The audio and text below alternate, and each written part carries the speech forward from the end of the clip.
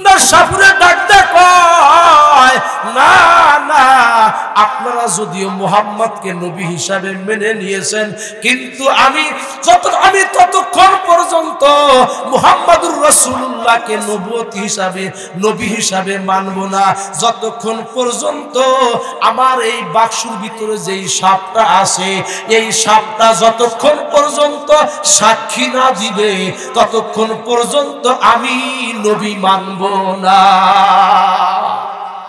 দেখছেন নি ঘটনা? আল্লাহর নবী বসে আছেন, ডাকদা বললে, বাবা তোমার সাপটা একটু বের করে আমার দিকে একটু সামনে নিয়ে আসো। ও মুসলমান ভাইরা, কিতাবের ভিতরে আসছে আল্লাহর হাবিব মুহাম্মদুর রাসূলুল্লাহ সাল্লাল্লাহু আলাইহি ওয়াসাল্লাম তাকায় আছে, ওই সাপুরে বেটা ওই বাক্সুর ভিতরে সাপটা বের করে যখন আল্লাহর হাবিব মুহাম্মদুর রাসূলুল্লাহর সামনে যখন এমন করে হাতের ভিতরে রাখছে, আল্লাহ রাব্বুল আলামিন ওই সাপের জবান আল্লাহ খুলে দিয়েছে। সাপটা ডাকতে বলেন, আসসালামু আলাইকা ইয়া রাসূলুল্লাহ। জোরে কোন আল্লাহু আকবার। ও মুসলমান ভাইরা, সাপকে আল্লাহর নবী ডাকতে বললেন, ইয়া আসওয়াদ। আসওয়াদ মানে সাপ। নবী যখন জবান দিয়ে বললেন ইয়া আসওয়াদ, সাপ ডাকতে বলে, লাব্বাইক ইয়া রাসূলুল্লাহ, ইন্নী আশহাদু আন্নাকা লা রাসূলুল্লাহ সাল্লাল্লাহু আলাইহি ওয়াসাল্লাম। সাপ ডিক্লার দিয়ে দিলেন, ও সাহাবীরা তোমরা শোনো, তোমরা তো মেনেছো। এবার সাপুরে ডাকটা কয়, হায় হায় রে, আমি আর কি জন্য ঈমান আনান করব না। একটা বাবা একটা সাপ যদি আমার নবীকে চিনল, আমি নবীকে চিনতে পারলাম না। সঙ্গে সঙ্গে ওই ইহুদি আল্লাহর হাবিব মুহাম্মদুর রাসূলুল্লাহর হাতে হাত দিয়ে কালেমা পড়ে ডাক দেয়, কয় ইয়া রাসূলুল্লাহ, ইয়া হাবিবাল্লাহ, হুজুর আপনি আমার জন্য দোয়া করবেন, আমি যেন ঈমানের উপর অটল অবিচল থাকতে পারি। ও মুসলমান ভাইরা, আমাকেও আপনাকেও আল্লাহর কাছে বেশি বেশি দোয়া করা লাগবে ঈমানের উপরে অটল অবিচল থাকার জন্য।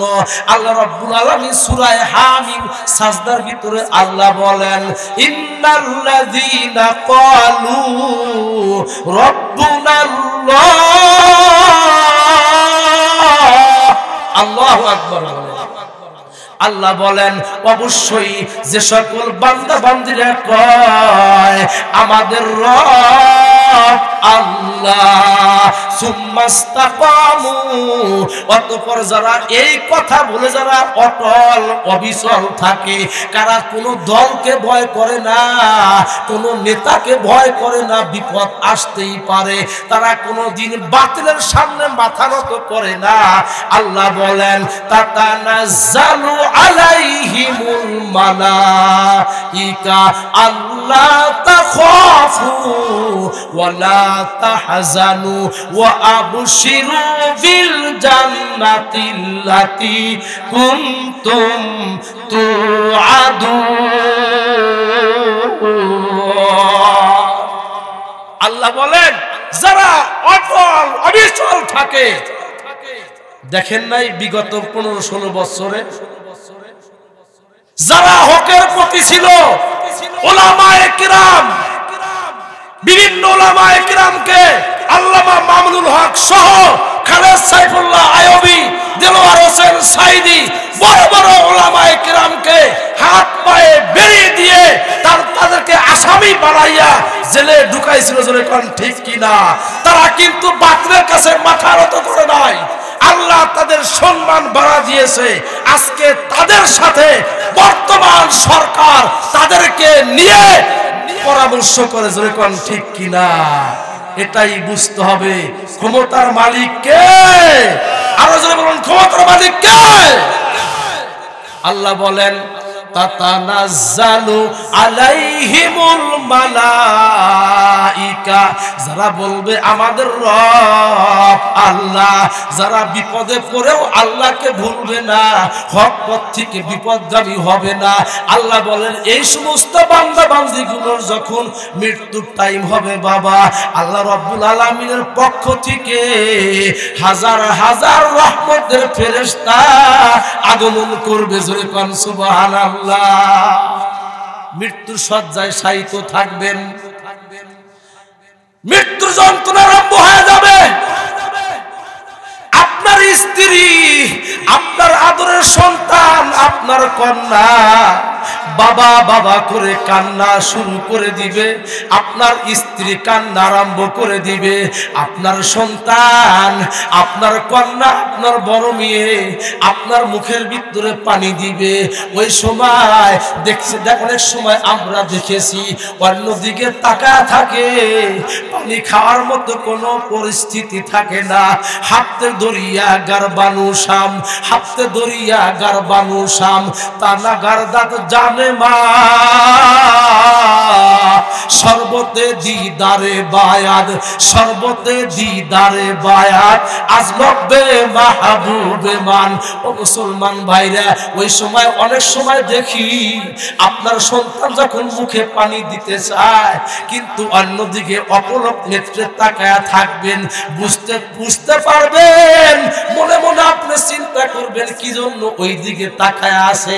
ও মুসলমান ভাইরা, আল্লাহর রহমতের ফেরেশতাগুলো আপনি দুনিয়ার বুকে কষ্ট করেছিলেন, আপনি দুনিয়ার বুকে আপনি হালাল খাওয়ার কারণে বড় মাছ কিনতে পারেন নাই, দৈনিক সপ্তাহে আপনি গোশত কিনতে পারেন নাই, আপনার সন্তান ফল খেতে চায় 1 কেজি আপেল কিনতে কোনোদিন পারেন নাই, পেটে করে একটা আপেল কিনে নিয়ে আসছেন, সন্তান ডাকতে বলে আব্বা, আমার বাড়ির পাশের লোক ব্যাগ ভর্তি করে আপেল নিয়ে আসে, আব্বা কেন আপনি একটা আপেল নিয়ে আসলেন? আব্বা ডাক দেয়া কয়, বাবা রে, আমি হালাল টাকা ইনকাম করি, আমার টাকার ভিতরে কোনো সুদ নাই, আমার টাকার ভিতরে কোনো ঘুষ নাই, তাই তো বাবা রে, আমি তোর জন্য বেশি বড় কোনো বাজার সদাই করতে পারি না। মনে রাখবেন, এই কষ্ট করে যখন আপনি দুনিয়া থেকে চলতে লাগবেন, ওই সময় আল্লাহর রহমতের ফেরেশতাগুলো আপনার সামনে জান্নাতুল ফেরদাউসের সিনারি আপনার সামনে তুলে ধরবে। জোরে কোন সুবহানাল্লাহ। ডাকদা বলবে, বান্দা তোর কোনো ভয় নাই, আল্লাহ তাখাফু ওয়ালা তাহজানু, তোমার কোনো ভয় নাই, তোমার কোনো টেনশন নাই, তোমার জন্য তোমার মালিক জান্নাত সাজাইয়া রাখছেন। জোরে কোন মারহাবা। ও মুসলমান ভাইরা, জান্নাত আল্লাহ রাব্বুল আলামিন আমাদের জন্য সাজায় রাখছেন। বলতেছিলাম যারা ঈমানের উপর অটল থাকবেন তাদের জন্য রহমতের ফেরেশতা আসবে। কিতাবের ভিতরে আসে, আমার আপনার দয়ার নবী, আমার আপনার মায়ের নবী মুহাম্মদুর রাসূলুল্লাহ মসজিদে বসে আছেন, জিবরাইল আমিন আগমন করলেন। কে আসলেন? জিবরাইল ফেরেশতা। বিরক্ত হইতেছেন?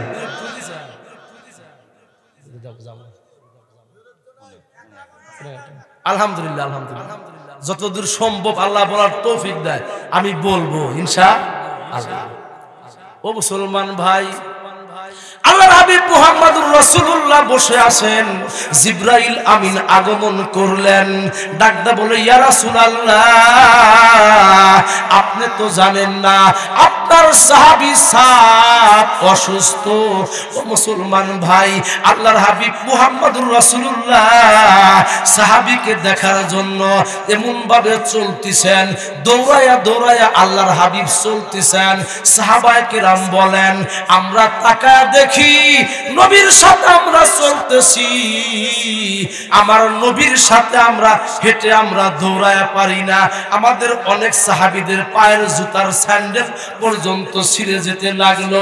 চলতে চলতে আল্লাহর হাবিব মুহাম্মাদুর রাসূলুল্লাহ সাল্লাল্লাহু আলাইহি ওয়াসাল্লাম সাদ রাদিয়াল্লাহু তাআলা আনহুর বাড়ির ভিতরে ঢুকতেছেন। আল্লাহর হাবিব মুহাম্মাদুর রাসূলুল্লাহ সাল্লাল্লাহু আলাইহি ওয়াসাল্লাম এই দুই হাত দিয়ে ফাড়ি দিয়ে সাদের ঘরের ভিতরে ঢুকলেন। জোরে কোন সুবহানাল্লাহ। ও মুসলমান ভাইরা, সাহাবায়ে কেরাম ডাক দে বলেন, ইয়া রাসূলুল্লাহ, ইয়া হাবিবাল্লাহ, হুজুর আপনি যখন সাদের বাড়ির ভিতরে, আপনি যখন সাদের ঘরের ভিতরে ঢুকতেছিলেন, আপনি কি যেন সরায়া দিচ্ছিলেন। আল্লাহর হাবিব মুহাম্মদুর রাসূলুল্লাহ ডাক দেয় কয়, ও আমার সাহাবীরা রে, আমি নবী যা দেখতে পাই তোমরা দেখতে পাও না। আল্লাহর হাবিব মুহাম্মদুর রাসূলুল্লাহ বলেন, আমি তাকা দেখলাম আসমান জমিন থেকে এত লক্ষ লক্ষ ফেরেশতা ওই সাদের বাড়ির ভিতরে, ঘরের ভিতরে জমায়েত হইছে। আমি নবী কিভাবে সাদের কাছে যাব, তাই আমি সরায়া দিয়া আমি সাদের সামনে বসে গেলাম। আল্লাহর নবীর সাহাবী সাদ নবীর সাথেই ওখানে শায়িত আছে। আল্লাহর নবী কান্দা আরম্ভ করে দিলেন। আমার প্রাণপ্রিয় সাহাবী সাদ দুনিয়া থেকে বিদায় নিয়ে গেল। সাহাবায়ে কেরামকে ডাকতে বলে, ও আমার সাহাবীরা রে, আমি আমার সাহাবী সাদকে ভালোবাসি। আমার সাদ দুনিয়া থেকে বিদায় নিল, আর দেরি করিও না, আমার সাদকে তোমরা গোসল দাও, এরপরে তোমরা কাফনের ব্যবস্থা করো। ও মুসলমান ভাইরা, সাদ রাদিয়াল্লাহু তাআলা আনহুকে গোসল দেওয়ার পর, খাটের ভিতরে উঠানোর পর, সাদ রাদিয়াল্লাহু তাআলা আনহুকে সাহাবায়ে কেরাম নিয়ে যাচ্ছে। মুনাফিকরা দোকানের পাশে বসা ছিল। মুনাফিকরা ডাকতে বলে, দেখো ওই যে আল্লাহর নবীর সাহাবী সাদের লাশ নিয়ে যাচ্ছে। সাদের লাশটা অনেক হালকা হয়ে গেছে। আল্লাহর নবীর সাহাবী সাদ মুনাফিক ছিল। জোরে কোন নাউজুবিল্লাহ।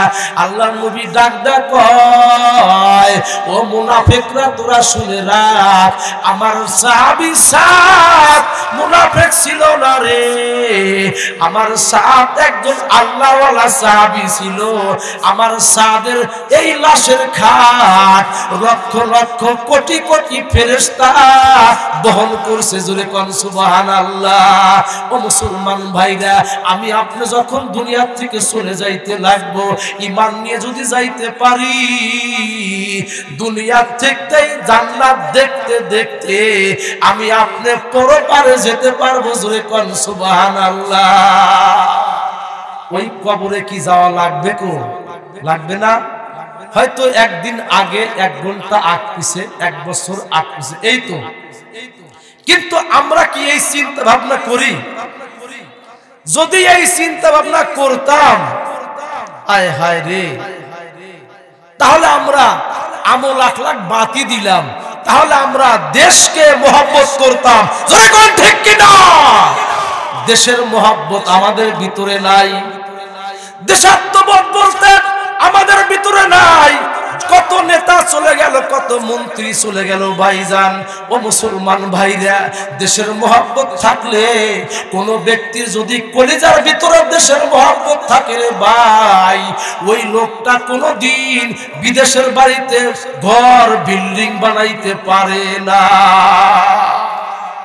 কি পারে? পত্রিকায় দেখেছি কিছুদিন আগে, এই অর্থমন্ত্রী বিদেশে 300টা বাড়ি। সুবহানাল্লাহ কোন? আশ্চর্য। এজন্য কি সুবহানাল্লাহ বলতেছি, খুব আফসোস। যদি দেশে বানাইতো, তাও তো একটা ফ্ল্যাটে যদি 10 জন করে মানুষ খাটতো, গরিব মানুষ, আমার দেশের মানুষের উপকার হইতো। জোরে কোন ঠিক কিনা? এই জন্য আল্লাহ এমন ভাবে ধরছিল। বর্তমানে যারা আমরা রাজনীতি করতেছি, যারা বিভিন্ন দলের রাজনীতি, আমাদের জন্য এটা শিক্ষা। কি কথা বলেন? শিক্ষা। মনে রাখতে হবে কি হইল। ওই যে একটা কথা আছে যে নিন্দে সে তা ফেন্দে, যে যা নিন্দে সে তা ফেন্দে। 96 সালে তাসলিমা নাসরিন এই বদমাইশ মহিলা সে বলেছিল আল্লাহ আমাদেরকে ঠকাইছে। জোরে কোন নাউজুবিল্লাহ। কারণ ওই যে ভাগ ফারাইস, একজন পুরুষ পাবে ডবল সম্পদ বাবার, আর মেয়ে পাবে সিঙ্গল। কয় মহিলাদেরকে আল্লাহ ঠকাইছে, কোরআন ঠকাইছে। জোরে কোন নাউজুবিল্লাহ। আর এরা কয় বোরকা পরা নাকি এটা ক্ষোভের ভিতরে থাকা নারীকে, নারীর অধিকার হরণ করা। জোরে কোন নাউজুবিল্লাহ। আল্লাহ এমন ভাবে ধরেছে, তোমার সুমা গুরুরে আজ হেলমে খোদা, তোমার সুমা গুরুরে আজ হেলমে খোদা, দের গিরান শক্ত গিরাদ মর তোরা। আল্লাহ ধরেন না, আল্লাহ যেদিন আমাকে ধরবেন আমি কিন্তু ছুটতে পারবো না। লাস্টে কি হইলো? ওই যে বোরকা পইরাই বাংলাদেশ থেকে এই যে পাড়ি জমাইছে, ভারত যায়, মালয়েশিয়া যায়, আবার মাঝে মধ্যে মিস কল দেয় দেশে ঢোকার জন্য, কিন্তু কোনো পারমিশন পায় না। এই পাওয়ার আল্লাহ প্রদত্ত পাওয়ার আল্লাহ দিয়েছে। আমার দেশের ছেলেরা কি করেছিল, প্রধানমন্ত্রী, সাবেক প্রধানমন্ত্রী, দেখা যায় কত আন্দোলন হলো, কিছুই না। দেখেন এই মুহূর্তের ভিতরে হলো পদত্যাগ। আর আল্লাহ কয় না পদত্যাগ না, দেশ ত্যাগ। মুসলমান রাগ করতেছেন, রাজনীতি করতেছেন।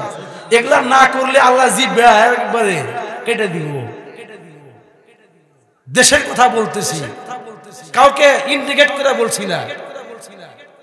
মুসলমান ভাইরা, বলতেছিলাম আমাদের ভিতরে যদি আল্লাহর ভয় থাকতো আমরা অন্যায় করতে পারতাম না, দেশের বিরুদ্ধে আমরা ষড়যন্ত্র করতে পারতাম না, আমরা আমার ভাইয়ের মাথায় বাড়ি দিতাম না, বাবার সম্পদ আরেক ভাইকে ফাঁকি দিয়ে লিখে নিতাম না। আছে নাকি এদিকে? কামার খন্দে নাই, বেলকুচিতে আছে, বুঝছেন? একটা হাদিস শোনেন, মুসলিম শরীফের হাদিস। আল্লাহর নবী বলেন, মান আখাযা শিবরান জুলমান, এই যে জুলমান মানে জুলুম মানে অত্যাচার। এই যে শিবর মানে কি, আপনারা কি কন? আধাত, আমরা আধাতি কই, এক বিঘত বা আধাত। আল্লাহর নবী বলেন, মান আখাযা শিবরান জুলমান, যে ব্যক্তি কারো সম্পদ, কারো জমিন, আধা পরিমাণ জমিন জুলুম করে দখল করবে, তাওয়াক্কাল্লাহু তাআলা ইয়াউমাল কিয়ামাহ, কাল কঠিন কিয়ামতের ময়দানে আল্লাহ রাব্বুল আলামিন ওই ব্যক্তির দেহটা তো মোটা বানা দিবেন, 7 তবক আসমান জমিন তার গলায় লটকা দেওয়া হবে। জোরে কোন নাউজুবিল্লাহ। কত বড় ধমকি। আর আমরা ক্ষেতের আল কাটার জন্য পারাপারি, কি ক্ষেতের আল কাটতে কাটতে পারাপারি। আচ্ছা কোন তো আমরা কি কেউ ওই জমি রেখে যেতে পারবো? যে সম্পদ গচ্ছিত করতেছি ব্যাংকে আছে, আমি আজকে মারা যাবো, আমার মেয়ে খাবে, আমার ছেলে খাবে, এই বুঝটা না থাকার কারণে আমাদের এই অবস্থা, নৈতিক চরিত্র অবক্ষয় আমাদের। সকালবেলা ওইটা আল্লাহর নামাজও ঠিকই পড়ি, ওই ক্ষেতের ইরি ক্ষেতের কি কাটে, কাজ কাটে, উনি মূর্তি এক কোবায়, উনিও মূর্তি এক কোবায়, কোবায় একবারে ক্ষেতের আইলটা একবারে 3 দিনের চাঁদ বানা ফেলায়। কি বানায়? 3 দিনের চাঁদ পর্যন্ত মানে চিকুন বানা ফেলায়। আমরা যে পাশে গরিব মানুষ হাইটা আসে, হাইটা আসতে পারে না। আবার কখন ফিল আপ হয়, যখন ওই যে খেতে আবার ঘাস হয়, ওমর থেকে ওই মধ্যে মাটি গোড়া দেয়, ঘাস ওমর থেকে ওই গোড়া দেয়। এই তো অবস্থা আমাদের। কি রাগ করতেছেন ও মুসলমান ভাইরা? আমি আজকে বলি, আমরা শুধু বলি এটা আমার বাড়ি, এটা আমার ঘর, এটা আমার ফ্যাক্টরি, এটা আমার জমিদারি। জোরে কোন ঠিক কিনা? ও মুসলমান ভাইরা, একজন ব্যক্তিকে বলা হয়েছিল, ভাইজান আপনার কি পরিমাণ জমি জমা? ভাই হুজুর এই যে চড়া দেখা যায় এগুলো সব আমার, এগুলো সব এ কথাটাও কয় না যে আল্লাহ আমাকে দিয়েছে, সুবহানাল্লাহ কোন। এটা কইলে কিন্তু আল্লাহ খুশি হইতো, তার জমিন ফুরাইতো না, তার সন্তান নাতিপুতি ভোগ করতো, একটু নষ্ট হইতো না। যখনই বলবে আমার আমার সন্তান হবো গাঞ্জাখোর, সন্তান হবো ডাল খাইবো, ইয়াবা খাইবো, মরিয়া যাইবো, আস্তে আস্তে সব জমি চলে যাবে। কে আস্তে জীবনে মেলা শুনছেন? ও মুসলমান ভাইরা, কয় এটা আমার বাড়ি, এটা আমার হুজুর, এটাও কয় হুজুর এখানে কিছুই ছিল না, এই যে মসজিদটা আল্লাহর ঘর, এটা কিছুই ছিল না, আমি দিছি। জোরে কোন নাউজুবিল্লাহ। আল্লাহ বলে ফকির আছিল, মানে বুঝাইতে চায় আর কি, হুজুর এটাও ছিল না, আল্লাহর কিছু আসলে না, আমি পরে দিয়ে দিছি। কি আচ্ছা কোন তো সম্পদের মালিক আমি, প্রকৃত সম্পদের মালিক আমি না আল্লাহ? কে কথা বলেন কে? ও মুসলমান ভাইরা, ই আমানত চাঁদে রোজে নজদে মা, ই আমানত চাঁদে রোজে নজদে মা, দর হাকিকত মালিক হর শাই আজ খোদা, দর হাকিকত মালিক হর শাই আজ খোদা। ও মুসলমান ভাইরা, আমার সম্পদ আমি বলি, আসলে সমস্ত সম্পদের মালিক আমার আপনার রব আল্লাহ। জোরে কোন ঠিক কিনা? আল্লাহ রাব্বুল আলামিন সম্পদ দিয়েছে আপনার কাছে আমার কাছে, যে আল্লাহ দেখতে চায় বান্দা আব্দুল্লাহ আব্দুল করিম, তোমাকে আমি 5 বিঘা সম্পদ দিয়েছি, তোমার সন্তানকে আমি চাকরির ব্যবস্থা করে দিয়েছি, তুমি দেখি তোমার হাত দিয়ে আমার রাস্তায় তুমি খরচ করো কিনা, আমি আল্লাহ দেখতে চাই। যখন আল্লাহু আকবার।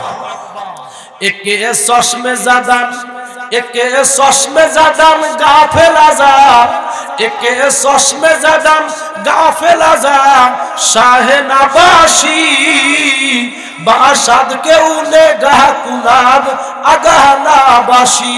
ও মুসলমান ভাইরা, আমরা যখন কোনো কথা বলি, কোনো কাজ করি, ওই সময় আমার আপনার মালিক আল্লাহ কুদরতি নজর দিয়ে তাকায়। আল্লাহ তাকায় থাকে, দেখি বান্দার পকেটে আমি টাকা দিছি, সম্পদ দিছি, খরচ করে কিনা আমার জন্য। ও মুসলমান ভাইরা, এখানে আমাদের কার কার আব্বা নাই একটু দুটি হাত তুলে দেখাই তো। যাদের আব্বা নাই, আল্লাহ তুমি আমাদের আব্বার কবরগুলো জান্নাতের বাগান বানিয়ে দাও, আমিন বলেন। কার কার মা নাই একটু হাত তুলেন। আহা, আল্লাহ মাদেরকেও মাফ করে দাও। কারো কি সন্তান মারা গেছে এমন কেউ আছেন? আল্লাহু আকবার। আল্লাহ ওই সন্তানগুলোকে হাসরের মাঠে বাবার সাথে একসাথে জান্নাতে পৌঁছায় দিও, আমিন বলেন। ও মুসলমান ভাইরা, আপনি আমি অর্থ সম্পদ অর্জন করতেছি, সন্তানকে মানুষ করতেছি, মনে রাখবেন বাবা, আমার সন্তান যদি আদর্শ সন্তান না হয়, আমার কন্যা যদি আদর্শ কন্যা না হয়, আমি কিন্তু আপনি কিন্তু আদর্শ বাবা হতে পারবো না।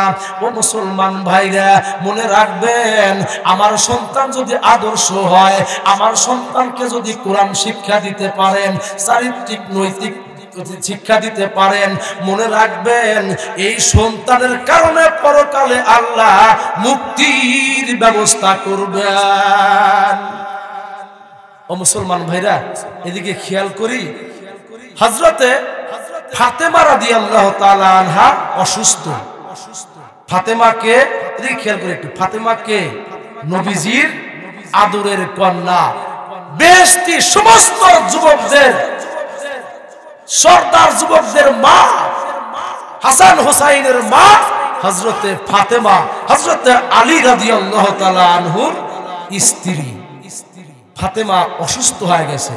ও আমার মা বোনেরা, যারা আজকে ওয়াজে আসছেন, ভালো করে এই ওয়াজটা শুনে যায়েন। ও মুসলমান মা বোনেরা, কিতাবের ভিতরে দেখলাম আল্লাহর নবীর কন্যা ফাতেমা রাদিয়াল্লাহু তাআলা আনহা কে আল্লাহ রাব্বুল আলামিনের হাবিব ফাতেমাকে হযরতে আলীর সাথে বিবাহ দিলেন। আলী ছিলেন একজন গরিব মানুষ, কিন্তু হযরতে আলীর চরিত্র ছিল ভালো। জোরে কোন সুবহানাল্লাহ। বর্তমান কিন্তু আমরা চরিত্র ভালো আদর্শ সন্তান আমরা চাই না, আদর্শ বিটির জামাই আমরা চাই না। আমরা খালি চাই নজর উপর দিকে যে মেয়ে যে বিবাহ দেব, ছেলে কোন অফিসে চাকরি করে। কি কথা বলেন? সব অফিস কিন্তু এক না, অনেকের অফিসে চাকরি করলে কি হবো, অনেক পুলিশ আর্মি বিডিআর আছে। আল্লাহর কসম করে বলছি, আমার কাছে 15-20 জনের নাম্বার আছে, তারা 1 টাকাও ঘুষ খায় না। জোরে কোন আল্লাহু আকবার। প্রত্যেক সেক্টরে আছে। ও মুসলমান ভাইরা, বলতেছিলাম আল্লাহর নবী ফাতেমাতু জোহরা রাদিয়াল্লাহু তাআলা আনহাকে বিবাহ দিলেন হযরতে আলীর সাথে। হাসান হোসাইন দুনিয়াতে আগমন করলেন। হাসান হোসাইনের মা ফাতেমা রাদিয়াল্লাহু তাআলা আনহা অসুস্থ হয়ে গেছেন, বিছনায় পড়ে গেছেন, উঠতে পারেন না। হযরতে আলীকে ডাকতে বলে, স্বামী আমার, আমাকে আমার আব্বা আপনার সাথে বিবাহ দিয়েছে, আপনার টান সংসারে আমার বিবাহ হয়েছিল। স্বামী, কোনদিন আপনার কাছে জোরপূর্বক কোনো কিছুর দাবি করি নাই, কোনো কিছুর চাপ প্রয়োগ করি নাই। জোরে কোন সুবহানাল্লাহ। নবীজির কন্যা। আর বর্তমান মেয়েরা স্বামীকে কয়, তোমার বায়ের ঘরে 24 ইঞ্চি আছে, আমার জন্য 27 ইঞ্চি এনে দিতে হবে, না হলে আসবো না বাড়ি থেকে। জোরে কোন নাউজুবিল্লাহ বলেন। কয় তোমার বায়ের ঘরে আছে এই কি আছে, পল্টন কি আছে, ফ্রিজ আছে, তোমার ঘরে নাই। তুমি যদি ফ্রিজ না আনো তোমার কোনো পরিবেশ হবে না। স্বামী কিন্তু কামাই করে মাসে 10-12 হাজার টাকা, কি করে সে ফ্রিজ কিনবে?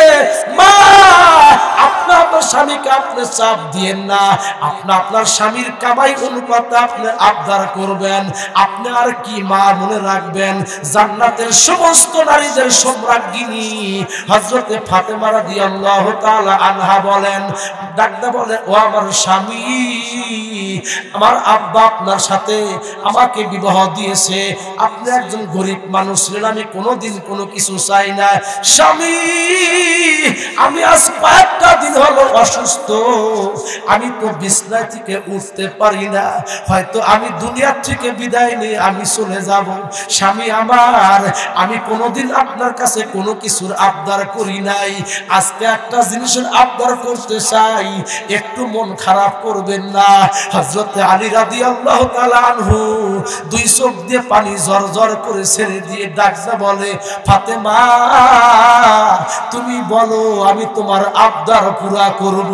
ফাতেমা রাদিয়াল্লাহু তাআলা আনহা ডাকতে বলে, স্বামী আমার মনে বড় শখ, আমার মনে চায় আমি একটু আনার ফল খাবো। জোরে কোন সুবহানাল্লাহ। কি খাবে? বেদানা। কি? বেদানা খাবে। হযরত আলী রাদিয়াল্লাহু তাআলা আনহু বলে, ঠিক আছে থাকো তুমি, আমি বাজারে যাই। হযরত আলী রাদিয়াল্লাহু তাআলা আনহুর পকেটে কয়েকটা দিরহাম ছিল, 1 কেজি কিনতে বেদানা কিনতে পারে নাই। আল্লাহর নবীর সাহাবী ফাতেমা রাদিয়াল্লাহু তাআলা আনহার স্বামী হাসান হোসাইন রাদিয়াল্লাহু তাআলা আনহুর বাবা হযরতে আলী বাজার থেকে একটা বেদানা কিনে পকেটে করে নিয়ে আসতেছেন। আল্লাহ রাব্বুল আলামিন পরীক্ষা করলেন। জোরে কোন সুবহানাল্লাহ। দেখেন, তারা এমনি দুনিয়া থাকতে জান্নাতের সার্টিফিকেট এমনি পান নাই, আল্লাহ পরীক্ষা করলেন। হযরত আলী রাদিয়াল্লাহু তাআলা আনহু একটা বেদানা হাতে করে নিয়ে অথবা পকেটে করে নিয়ে আসতেছিলেন। আল্লাহ রাব্বুল আলামিন জিবরাইল আমিনকে পাঠিয়ে দিলেন, যাও জিবরাইল আমিন মানব রূপে মানুষের বেশে রাস্তায় বসে আছে, উঠতে পারে না, একজন ভিক্ষুকের রূপ ধারণ করে হযরত আলীর সামনে বসে ডাকতে বলে, ভাই আলী, আপনি কেমন আছেন? হযরত আলী রাদিয়াল্লাহু তাআলা আনহু ডাক কয়, ভাইজান আমার আল্লাহ আমাকে সুখে রাখছেন। তবে আমার প্রাণপ্রিয় স্ত্রী হযরতে ফাতেমা অসুস্থ। হযরতে আলীকে ডাকতে বলে, ভাই আলী, আমি তোমার কাছে একটু জিনিস চাই। ভাই তোমার পকেটে কি একটু জানতে চাই। হযরতে আলী রাদিয়াল্লাহু তাআলা আনহু ডাকতে বলে, ও ভিক্ষুক ভাই, আমার পকেটে একটা মাত্র বেদানা, একটা মাত্র আনার ফল বেদানা আছে। এই বেদানা নিয়ে আমি আমার চাই। ফাতেমা চরম অসুস্থ, বিছনায় পড়ে গেছে। ও মুসলমান ভাইরা, হযরতে আলী রাদিয়াল্লাহু তাআলা আনহুকে ডাক কয়, ভাই আলী, ও নবীর জামাতা হযরতে আলী, আমিও একজন অসুস্থ ভিক্ষুক। আমার মনে হয় তোমার পকেটে যেই আনার যেই বেদনাটা আছে, ওইটা যদি ভাঙ্গা অর্ধেক তুমি আমাকে খাওয়াইতা, আমার আল্লাহ আমাকে সুস্থ করে দিত। জোরে কোন মারহাবা। দেখছেন কত বড় পরীক্ষা। কোনদিন স্ত্রী চায় নাই, আজকে চাইছে। এই এক ঘটনা। হযরতে আলী কি করলেন? হযরতে আলী কোরআনের আয়াতের কথা মনে পড়লো, ওয়া আম্মাসাইলা ফালা তানহার। জোরে কোন আল্লাহু আকবার। হযরতে আলী কোরআনের দিকে তাকায়া বিসমিল্লাহ বলে যখন ওই বেদানা ফলটা যখন ভেঙে দুই টুকরা করলেন, এক টুকরা ভিক্ষুকের হাতের মধ্যে দিলেন। ভিক্ষুক বেচারা বিসমিল্লাহ বলে বেদানা অর্ধেক খাওয়ার পর বসা ছিল। ভিক্ষুক আস্তে আস্তে দাঁড়াইয়া যায়। জোরে কোন মারহাবা। ডাকতে বলে, ভাই আলী, বুঝতে পারলাম না আপনার এই বরকতি হাতের এক টুকরা আনার ফল বেদানা খাওয়ার কারণে আমার আল্লাহ আমার শরীর অর্ধেকটা সুস্থ করে দিয়েছেন। ভাই আলী রে, আমি তোমার কাছে আবদার করি, আর বাকি অর্ধেক আনার যদি তুমি আমাকে দিতে পারো, আমার মনে দৃঢ় বিশ্বাস আমার আল্লাহ আমাকে পরিপূর্ণ সুস্থতা দান করবে।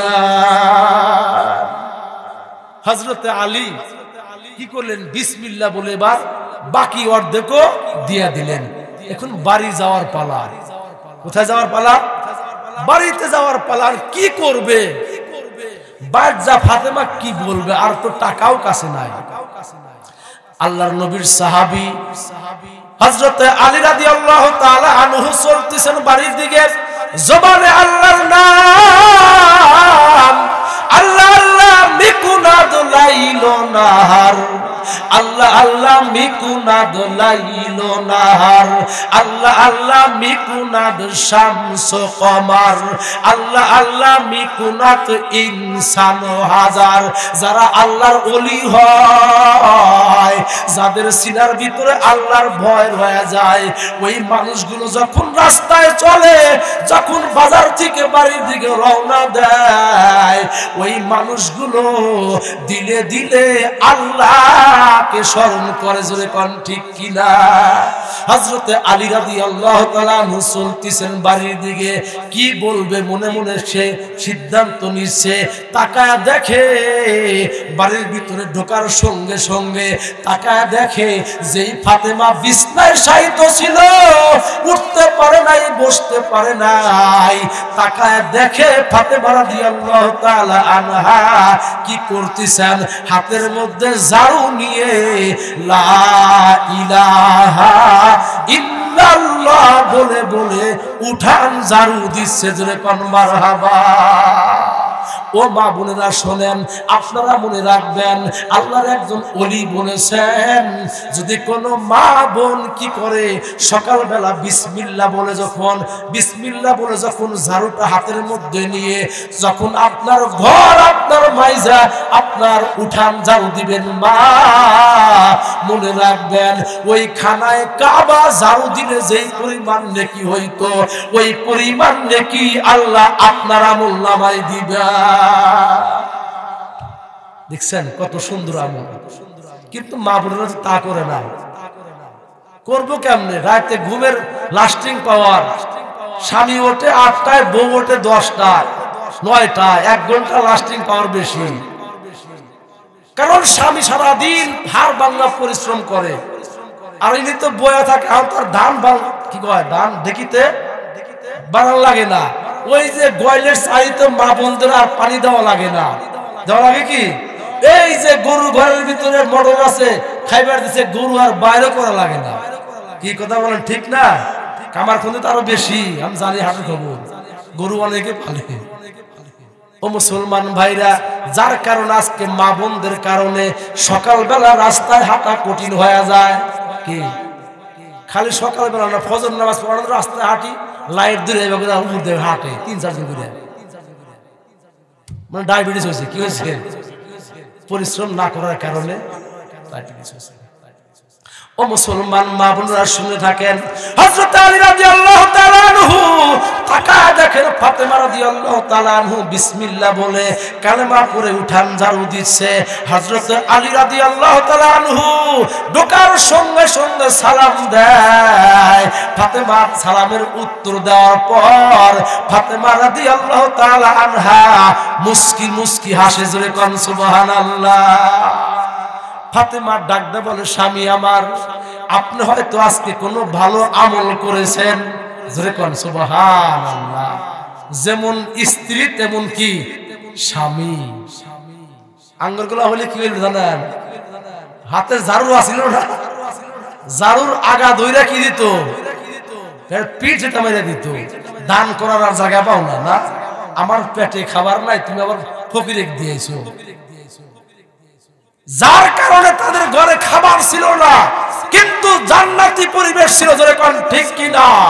আগের যুগে সংসারে বরকত ছিল, স্বামী স্ত্রীর ভিতর মিল মোহাব্বত ছিল। এখন স্বামী কামাই করে 30,000, বউ কামাই করে 20,000, একজনের সাথে আর একজনের মিল নাই। একজন শোয় উত্তর দিকে আর একজন শোয় দক্ষিণ দিকে, মাঝখানে শয়তান ইবলিস শুয়ে থেকে কয় ঠিক আছে ঠিক আছে, জোরে কোন নাউজুবিল্লাহ। এক পর্যায়ে কয় এই 2-4 দিন থাকতে থাকতে কয় এদিকে আসবি না, আসবি না, কয় না। এই যে একবারে 3 তালাক একবারে দিয়ে দেয়। দিয়ে দেওয়ার পরে হুজুর খোঁজে, মুফতি সাহেব খোঁজে, হুজুর হঠাৎ করে দেখি মাথায় টুপি, কেরে কোনদিন মসজিদ আমি দেখি নাই। আবার দেখি আসের পরে সে বাইর হয় না, হুজুর একটু একটু কথা আছে। কি কইবা তুমি? কয় হুজুর আমি আমার বউকে একবারে 3 তালাক দিছি। তুই বিয়ে করলি কবে, আবার তালাক দিলি কবে? 2 মাস হয়েছে। কয় হুজুর রাগ করে আর জায়গা পাও না, রাগ করে বিষ খাইলে মানুষ কি বাঁচবো না মরবো? কথা বলেন। রাগ করে 3 তালাক দেওয়ার হাইসা এসে দাও, আর যদি স্ত্রীকে চুমা দেও, যদি কেউ কয় 3 তালাক দিলাম তোরে, তাও 3 তালাক হয়ে যায়। দেওয়ার পরে ওই যে যৌতুক আনছে 5 লক্ষ টাকা, কয় লক্ষ? কথা বলেন। 5 লক্ষ টাকা, 10 লক্ষ টাকা, পুলিশ বাইরে 18 লাখ টাকা দিয়ে চাকরি নিছে। বাবার হলো 7 লাখ, আর শ্বশুরের হলো 8 লাখ, এমন করে চাকরি নিছে। এখন বউকে তো 3 পাতার দিয়া হালাইছে। বউ তালাক দেওয়ার পরে আর যদি আবার ছাওয়াল পান হয়েছে, কি হয়েছে? আর মুশকিল। ফতোয়ার নিগাল যায়, হুজুরা কয় না কাম হইব না, এই করা লাগবো। তখন আর কোন হুজুরের কাছে যায় না, যায় ওই যে অমুক মুন্সির কাছে যায়। এক ধরনের লেবাসদারি আলেম আছে, বুঝছেন? গেলেই কি ভাই কও, কারণ আগে তো শুনছে কি ঘটনা, যে 3 তালাক দিয়েছে, বউ তো আর থাকবো না। আর এই অবস্থায় আবার 16 লাখ টাকাও দেওয়া লাগবে, 8 লাখ, 2-3টা পোলাও হয়েছে, কি করবো? বিবাহ করাও তো কঠিন। চুপচাপ থেকে ওই মুন্সির কাছে যাবে। কি কইছিল কও? বলে এইটা কইছিলাম। কথা ঘুরায়া এই যে কামটা হেরে দিল। তওবা করো, আস্তাগফিরুল্লাহ, ওকে আস্তাগফিরুল্লাহ আস্তাগফিরুল্লাহ করে তওবা করতে করতে আর বাড়তে যায়। যতগুলো সন্তান জন্ম নিবে সব সন্তান হবে হারামজাদা, জোরে কোন নাউজুবিল্লাহ। খালি কয় হুজুর আমার সন্তান কথা হলে না, শুনবো কেমনে? তুমি তো আল্লাহর কথা শোনা। ও মুসলমান, কথা বেশি হয়ে যাচ্ছে। বলতেছিলাম হযরতে আলী কয়, স্বামী আমার আমার আপনি কি আমল করেছেন একটু বলেন, আমার মনে সাক্ষী দেয়। হযরতে আলী ডাক কয়, ফাতেমা, আমি এই বেদনা আনার সময় রাস্তায় একজন ভিক্ষুক এই কথা বলার কারণে আমি অর্ধেক দান করে দিলাম। ফাতেমা রাদিয়াল্লাহু তাআলা আনহা ডাক কয়, স্বামী আমার, আল্লাহর কসম করে বলি, যখন অর্ধেক আপনি ওই বেদনা আপনি ভিক্ষুককে দিয়েছিলেন, আমার মনে হয় সে খাওয়ার সঙ্গে সঙ্গে আল্লাহ রাব্বুল আলামিন আমার শরীরের ভিতরে আল্লাহ এনার্জি দিয়ে দিলেন। আমি উঠতে পারতাম না, আমি শোয়া অবস্থায় থেকে আমি বসে পড়েছি। জোরে কোন সুবহানাল্লাহ। আবার যখন অর্ধেক দিলাম, তারপর আমি দাঁড়া গেলাম।